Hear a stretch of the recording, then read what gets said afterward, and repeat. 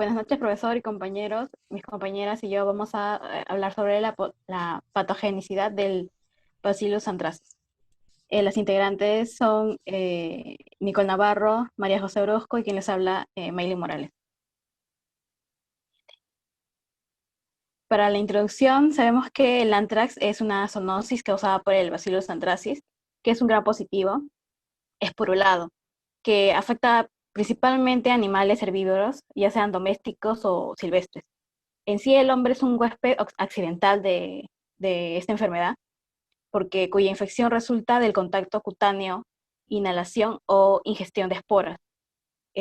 Sí, bueno, su frecuencia es reducida en el mundo, aunque constituye un problema para algunos países subdesarrollados y actualmente se ha convertido en un arma biológica. Epidemiología. Se estima que en el mundo se producen alrededor de 2.000 a 20.000 casos de humanos en humanos por año. El área de mayor prevalencia son, como se ve en el mapa, Medio Oriente, Irán, Asia, África, partes de América del Sur, América Central, el Caribe y el sudeste de Europa. Los países que han logrado un buen control de la infección en animales presentan pocos casos autóctonos, pudiendo percibir el riesgo por productos de animales contaminados importados de zonas endémicas que tienen o tienen la bacteria.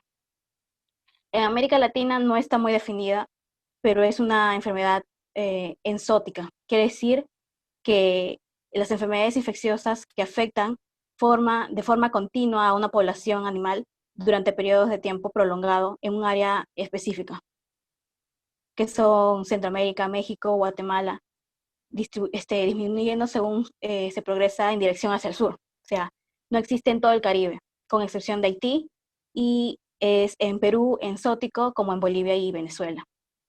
Se presentan en tres diferentes formas. Cutáneo a través de una lesión de piel. Esta genera una lesión necrótica debido al factor edema que se forma alrededor de una herida. El factor edema inactiva a los neutrófilos.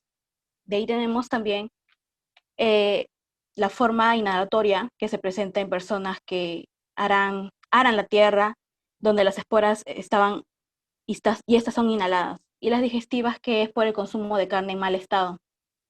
Incluso en casos especiales se da una presentación por inyectables a través del consumo de heroína y produce hemorragias en todas partes. Presenta una coloración negra. Retornan a su forma de esporas. Por lo tanto, son una fuente de infección para los humanos que ingieren la carne contaminada o tocan los posibles cortes en la piel del animal.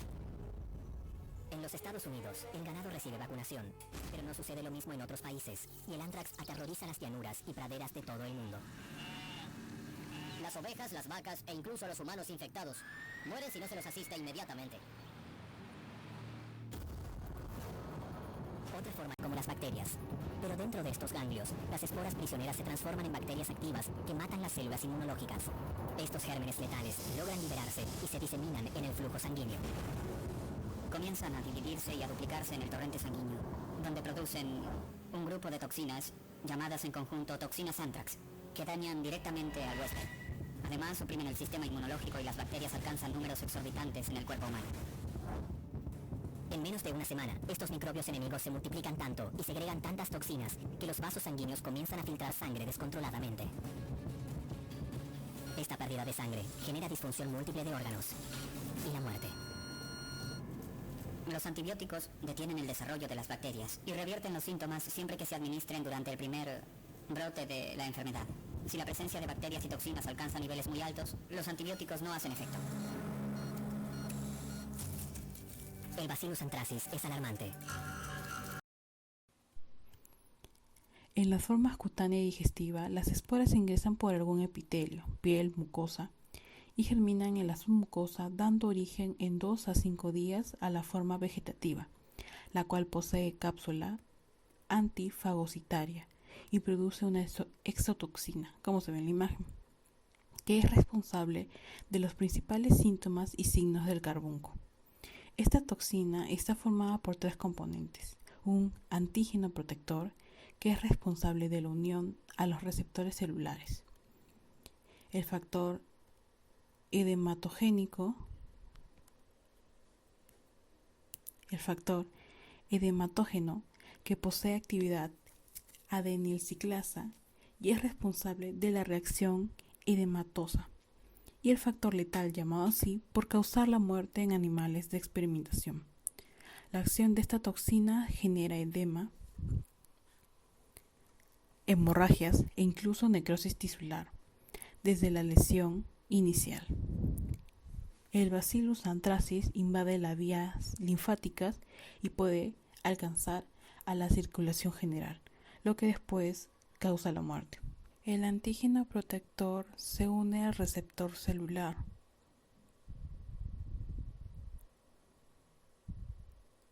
Luego se fragmenta en antígeno protector 63 y antígeno protector 20.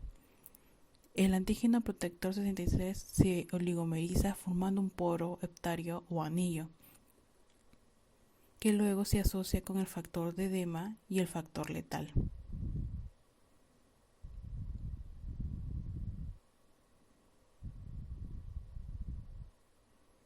Luego la célula endocitosa el complejo y lo lleva a un compartimento ácido donde el pH bajo provoca un cambio comportacional en el anillo que forma un canal específico de cationes y permite que el factor de edema y el factor letal entren en el citosol.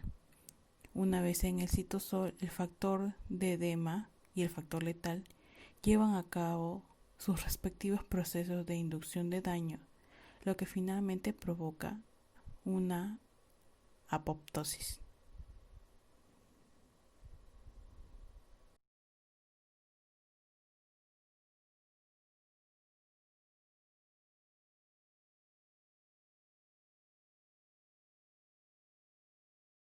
Cuadro clínico.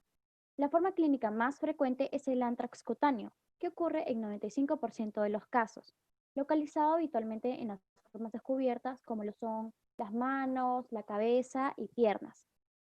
El periodo en que aparece una lesión papular se hace vesicular en 2 a 6 días, en forma de anillo, con exudado claro muy rico en bacilos. Poco a poco, en el centro de la lesión se observa una escara necrótica muy típica. Puede ser de anthrax, carbunco, pústula maligna o como le llaman, picada, rodeada de edema de 1 a 3 centímetros con un halo violáceo. En general es indolora y no hay compromiso en el estado general. En algunos casos aparece linfagitis o linfadenopatía y fiebre, debidas a debido a la misma enfermedad o sobreinfección bacteriana de la lesión. La evolución natural puede ir de la curación espontánea con cicatrización de la lesión en varios días o la diseminación septicémica con una letalidad más o menos de 20%. El edema maligno es una variante cutánea que predomina en el edema indurado sobre la escara, con múltiples ampollas de toxemia grave. El compromiso respiratorio y gastrointestinal ocurre en un porcentaje mínimo, como lo es el 5% de los casos, cuando el ingreso de las esporas es por vía respiratoria o gastrointestinal, respectivamente. Las manifestaciones clínicas son inespecíficas, a diferencia del cuadro clínico cutáneo, por lo que la sospecha clínica es mucho más difícil. En el anthrax pulmonar, con un periodo, el periodo de incubación está descrito entre 2 a 43 días. El paciente presenta febrículas, tos y dolor muscular generalizado. Al cabo de 2 a 4 días más o menos, se puede desarrollar un cuadro grave de distrés respiratorio, fiebre y tos con expectoración hemoptoica, siendo un hecho característico de la rapidez en el ensanchamiento mediastínico. Esta forma es frecuentemente fatal, ya sea por el compromiso respiratorio o por septicemia. En muy raras ocasiones se puede desarrollar el anthrax gastrointestinal. Se tarda más o menos entre 2 a 5 días en producir síntomas, describiéndose un periodo de incubación entre 1 y 7 días. Los síntomas son inespecíficos, por lo tanto es muy difícil de sospechar.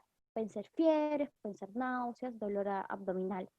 En algunos casos aparece diarrea sanguinolenta. La evolución natural es hacia la toxinemia cerebria y muerte en 50% de los pacientes no tratados. En el diagnóstico diferencial hay que considerar ciertas cosas. Etnia gangrenoso, fiebre por mordedura de rata, loxocelismo cutáneo y especialmente la infección cutánea localizada por el aureo. Esta enfermedad se presenta normalmente hiperaguda, que puede ser la muerte súbita, hemorragias por todos los orificios, rigor mortis incompleto. Y la aguda es fiebre alta, temblores musculares, dificultad para respirar antes de la muerte y sangre sin coagular por los orificios corporales. Luego tenemos el diagnóstico etiológico. Existen diversos métodos del diagnóstico del Bacillus anthracis. Tenemos primordialmente el cultivo. Este puede ser tomado de pus, sangre, tejidos o líquidos corporales, los que deben ser teñidos con la técnica Gram para observar el bacilo. La cápsula B anthracis puede ser demostrada después de la incubación de agar nutritivo con 0.7% de bicarbonato incubado en 3% con dióxido de carbono. Las colonias se observan mucoides y la cápsula puede visualizarse con un frotis teñido de MACVAC-GEAN, que es el azul de metílico policrómico, o India Ink. Y esto normalmente ha sido por la medicina microbiana sobre estas infecciones. El medio de cultivo adecuado y el más idóneo, por decirlo así, es agar de sangre o nutritivo corriente. Esta tiene un crecimiento de cabeza de medusa por los bordes irregulares y cadenas blanquecinas. Es decir, es de tipo hemólisis gamma porque no tiene hemólisis. Las muestras de deposiciones deben ser pretratadas con etanol al 95 o al 100% durante una hora, igual el volumen, con calor al 62,5 grados Celsius por 15 minutos. ¿Cómo se identifica el microorganismo en el líquido vesicular? Cultivos o biopsias. Puede ser por inmunofluorescencia, por la tinción Gram. En el caldo TSA crece de forma aglomerada como copos de algodón, como se observa en la imagen de la diapositiva. El frotis teñido de MACVAC, o sea, el azul de metílico policrómico o India Ink. Las muestras deben tomarse antes de que el paciente comience a tomar antibióticos. Estas son a través de las siguientes opciones que voy a mencionar. Puede ser por medición de anticuerpos o toxinas en la sangre. Realización de pruebas de laboratorios para detectar el Bacillus anthracis directamente a partir de una muestra. Sangre, muestras tomadas por lesión cutánea, líquido cefalorraquídeo o secreciones respiratorias. Estos cultivos deben ser enviados a la ISP para ser confirmados. El envío debe hacerse siguiendo las normas de bioseguridad nivel 2. En laboratorios que se desarrolla la investigación involucra en el trabajo de las suspensiones de esporas o cultivos. Por ende, se debe aumentar la escala de este nivel de bioseguridad a nivel 3. También en diagnóstico etiológico conocemos la serología. Aquí se estudia la presencia de anticuerpos antitoxina mediante la técnica ELISA-IO o inmunoprecipitación. Tenemos los productos animales o ambientales, que se presenta una suspensión, o sea, se trata con etanol o con calor y se siembra en un agar de sangre con polimixina o agar pleta. En laboratorio, las superficies deben descontaminarse con hipoclórico de sodio al 5% o fenol al 5%, que es el ácido carbólico. Estos equipos e instrumentos pueden ser esterilizados con autoclave. Luego tenemos el tratamiento específico. En el anthrax cutáneo sabemos que el tratamiento de elección para el carbunco cutáneo sigue siendo penicilina, la que puede ser utilizada por vía oral si las lesiones no es severa. En este caso es indicada la penicilina V o penicilina 5, que es de 200 a 500 miligramos. En dosis pediátricas son de 20 a 25 miligramos por kilo por día, 4 veces al día. Frente a la presencia de síntomas sistémicos, edema extenso o lesiones ubicadas de cabeza a cuello, el tratamiento debe ser endovenoso con penicilina G 8-12 con 8-12 millones de unidades. En dosis pediátricas debe ser de 100.000 a 150.000 miligramos, o sea, por kilo por día, durante 7 a 10 días. También como alternativa en pacientes alérgicos se puede utilizar doxiciclina, también eritromicina, cloranfenicol o ciprofloxacina.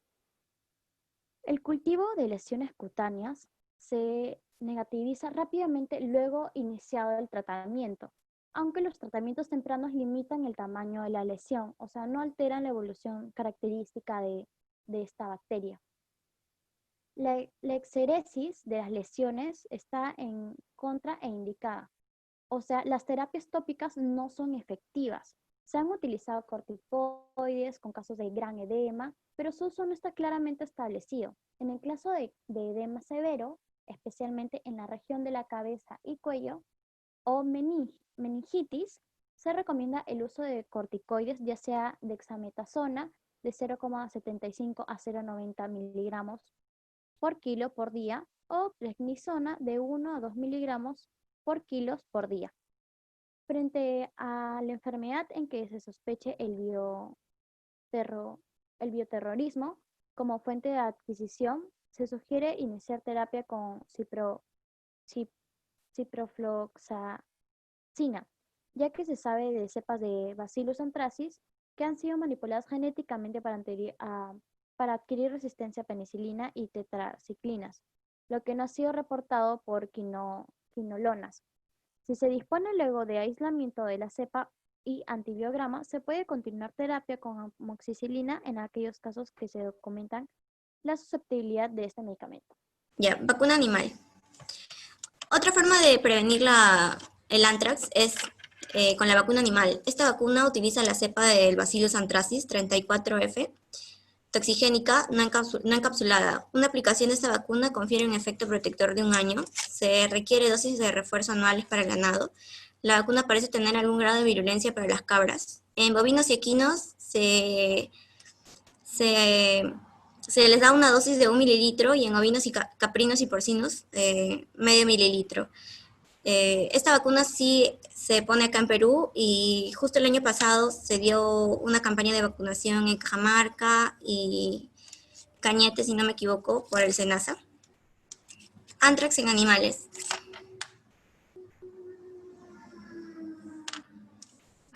La importancia de tratar de evitar el contagio de estos animales va desde una vista económica y de salud pública, ya que la transmisión de esta enfermedad es muy fuerte, es decir, se disemina muy rápido.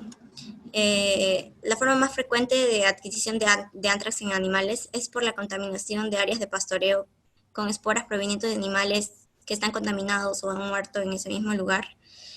Las carcasas de los animales afectados se transforman en un riesgo para las personas y otros animales, tanto en los alrededores del foco como a grandes distancias. Considerando la probabilidad de diseminación del Bacillus anthracis a través de las carnes y subproductos comestibles o industriales de los animales afectados. Además de la infección adquirida por los animales alrededor del foco por consumo de pastos contaminados, es de común ocurrencia la transmisión de la enfermedad mediante consumo de harina de carne y hueso infectada, que se usa como complemento alimentario para los animales criados en condiciones intensivas. A pesar de que el anthrax es una enfermedad conocida desde hace muchísimos años, en realidad no se sabe a ciencia cierta cuáles son las formas reales de transmisión entre animales, así que se han creado diversas hipótesis. Como los animales portadores, o sea, pueden ser portadores de Bacillus anthracis durante periodos muy largos, pero la infección solo se desencadena gracias a demasiado estrés en los animales.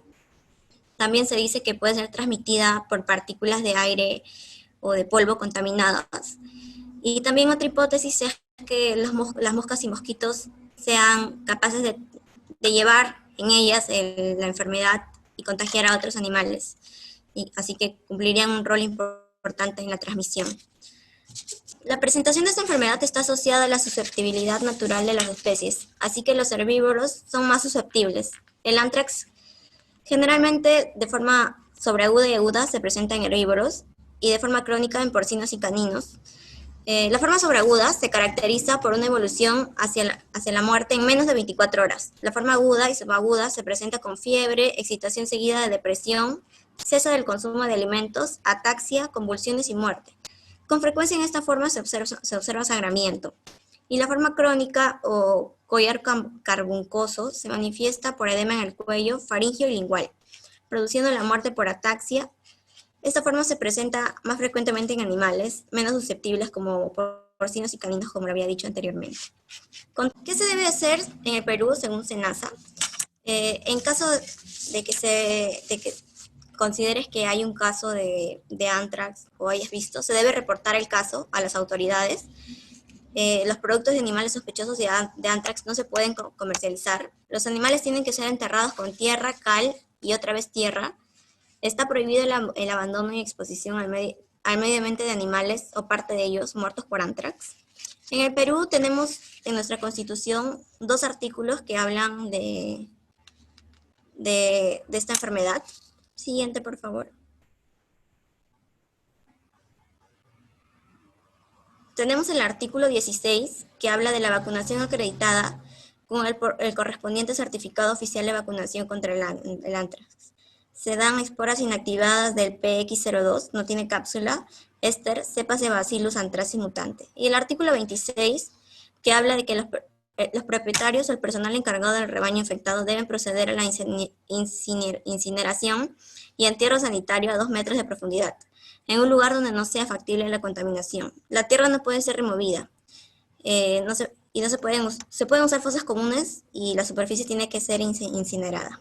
En resumen, podemos decir que el Bacillus anthracis es una enfermedad zoonótica. El macrófago lo transporta a diversas partes del cuerpo mientras se va replicando. Una de las causas es la septicemia.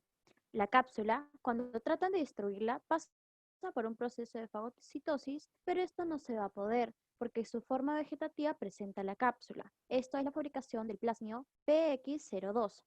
Y por último, se realiza la tinción verde malaquita para poder ver la espora y la tinción china para teñir la cápsula. Gracias.